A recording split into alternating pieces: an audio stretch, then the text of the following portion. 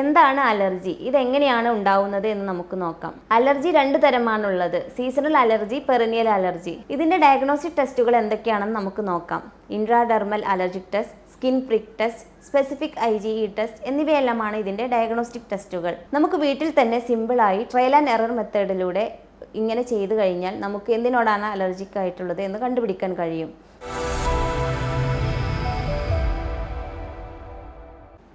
നമസ്കാരം, ഞാൻ doctor Ramseena, doctor Basil's homeo hospital, Pandikkad, Malappuram ജില്ല. അലർജി കൊണ്ട് ബുദ്ധിമുട്ടുന്ന ഒരുപാട് പേഷ്യൻസ് ചോദിക്കാറുണ്ട്, ഡോക്ടർ ഇത് ട്രീറ്റ്മെൻറ്റ് ചെയ്താൽ പൂർണ്ണമായിട്ട് മാറ്റാൻ കഴിയുമോ?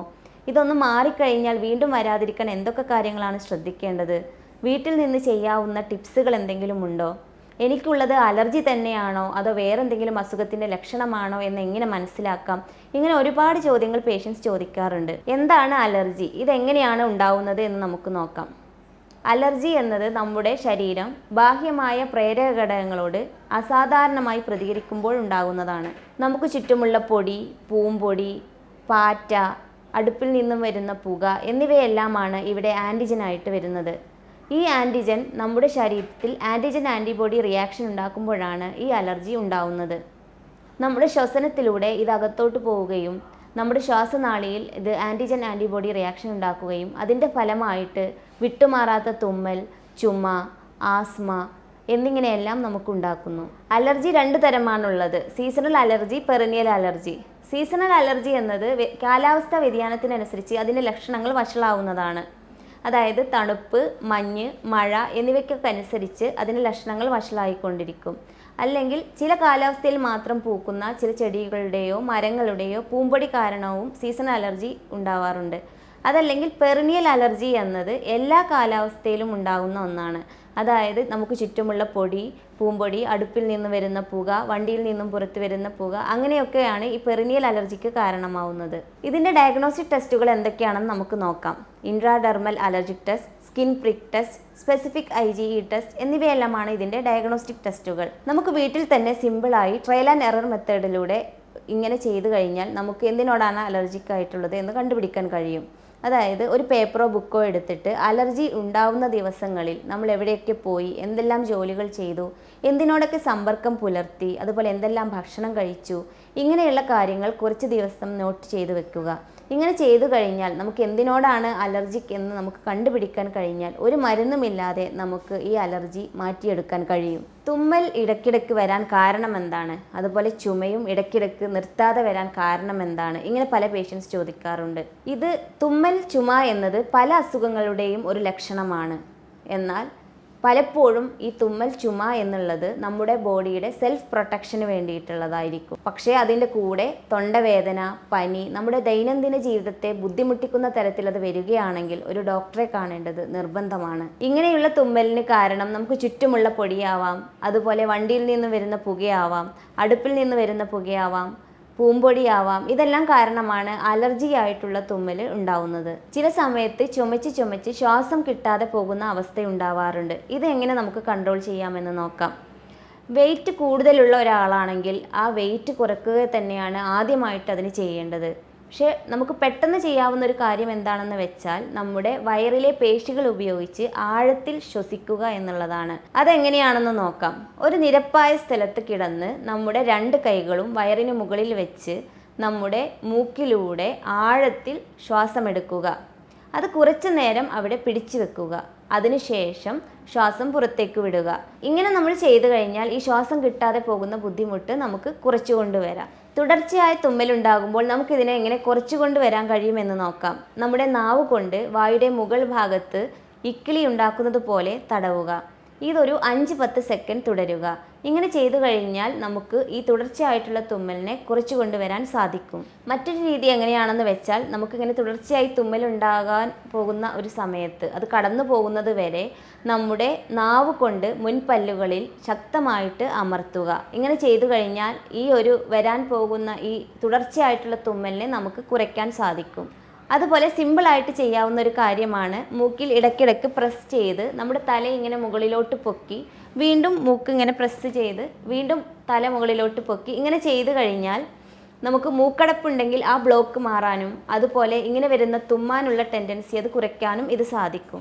അതുപോലെ മൂക്കിന് താഴെ നമ്മൾ അമർത്തി കൊടുത്തു കഴിഞ്ഞാലും ഇങ്ങനെ തുമ്മാനുള്ള ഈ ഒരു ടെൻഡൻസിയെ നമുക്ക് ഇല്ലാതാക്കാൻ കഴിയുന്നതാണ്. അലർജി പാരമ്പര്യമായിട്ടുണ്ടാകുമോ എന്നതാണ് പലരും ചോദിക്കാറുള്ളത്.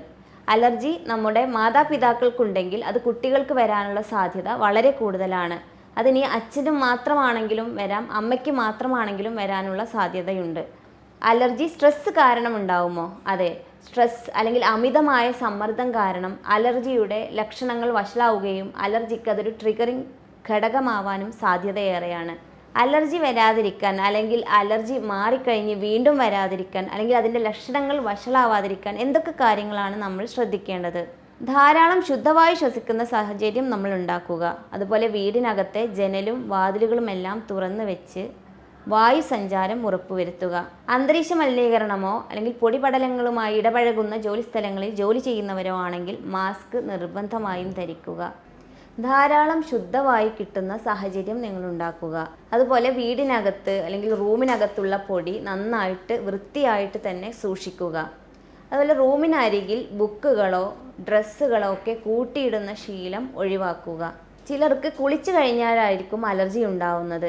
അതുകൊണ്ട് കുളിക്കുന്ന സമയത്ത് വായിൽ വെള്ളം പിടിച്ചു വെച്ച് കുളിക്കാൻ ശ്രദ്ധിക്കുക. അതുപോലെ വെയിലാവുന്നതിന് മുമ്പോ അല്ലെങ്കിൽ വെയിലാറിയതിന് ശേഷമോ മാത്രം കുളിക്കാൻ ശ്രദ്ധിക്കുക. കുളിച്ചു കഴിഞ്ഞാൽ തന്നെ തലയിൽ വെള്ളം നിൽക്കുന്ന ഒരവസ്ഥ ഉണ്ടാക്കാതെ അത് നന്നായിട്ട് തുടച്ച് തന്നെ കളയുക.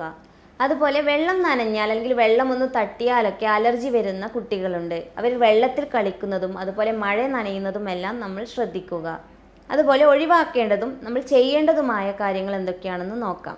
എവിടെയെങ്കിലും യാത്രയൊക്കെ പോകുമ്പോൾ മുഖത്തോട്ട് ഡയറക്റ്റായിട്ട് കാറ്റടിക്കുന്നത് നമ്മൾ ശ്രദ്ധിക്കണം.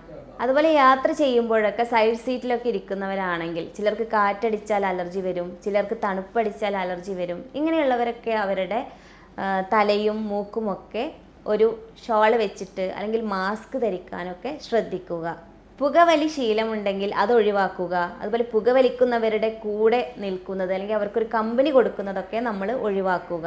അതുപോലെ ശ്രദ്ധിക്കേണ്ട ഒരു കാര്യമാണ്, AC എപ്പോഴും ഉപയോഗിക്കുന്നവരാണെങ്കിൽ ജോലി സ്ഥലത്താണെങ്കിലും ഒക്കെ ടെമ്പറേച്ചർ കുറച്ച് വെക്കുമ്പോൾ ഒരിക്കലും 24 ഡിഗ്രി സെൽഷ്യസിന് താഴെ കുറച്ച് വെക്കാതിരിക്കുക. അതിന് മുകളിലായി കഴിഞ്ഞാലുള്ളൂ നമ്മുടെ ശരീരത്തിന് അതുമായിട്ട് പെട്ടെന്ന് അഡ്ജസ്റ്റ് ചെയ്യാൻ കഴിയുകയുള്ളൂ. അല്ലെങ്കിൽ അത് നമ്മുടെ പ്രതിരോധ ശേഷിയെ ബാധിക്കുകയും അലർജി വരാനുള്ള സാധ്യതയും അതിൻ്റെ ലക്ഷണങ്ങളെ അത് വഷളാക്കാനുള്ള സാധ്യതയും വളരെ കൂടുതലാണ്. തലയിൽ നീരിറങ്ങുന്ന സാഹചര്യം ഒഴിവാക്കുക. അതുപോലെ എക്സസൈസുകളിലൂടെ നമുക്കിതിൻ്റെ ലക്ഷണങ്ങൾ കുറച്ചു കൊണ്ടുവരാനും വരാതിരിക്കാൻ ശ്രദ്ധിക്കാനും കഴിയും. അതായത് ശ്വസന വ്യായാമങ്ങൾ, പ്രാണായാമം, യോഗ എന്നിങ്ങനെയുള്ള എക്സസൈസുകൾ ശീലിക്കുക. അലർജിയുള്ളവർ ശ്രദ്ധിക്കേണ്ട, അതായത് ഒഴിവാക്കേണ്ട ഭക്ഷണങ്ങൾ എന്തൊക്കെയാണെന്ന് നോക്കാം. പ്രത്യേകിച്ചും ഇതിൽ പറയാനുള്ളത് പാലുൽപ്പന്നങ്ങൾ, അതുപോലെ ബിസ്ക്കറ്റ് എന്നിവയൊക്കെ നമ്മൾ ഒഴിവാക്കുക. അതുപോലെ എന്തിനോടാണ് അലർജി എന്ന് നമുക്ക് മനസ്സിലാക്കിയിട്ടുണ്ടെങ്കിൽ ആ ഭക്ഷണം നമ്മൾ കഴിക്കുന്നത് പരമാവധി ഒഴിവാക്കുക.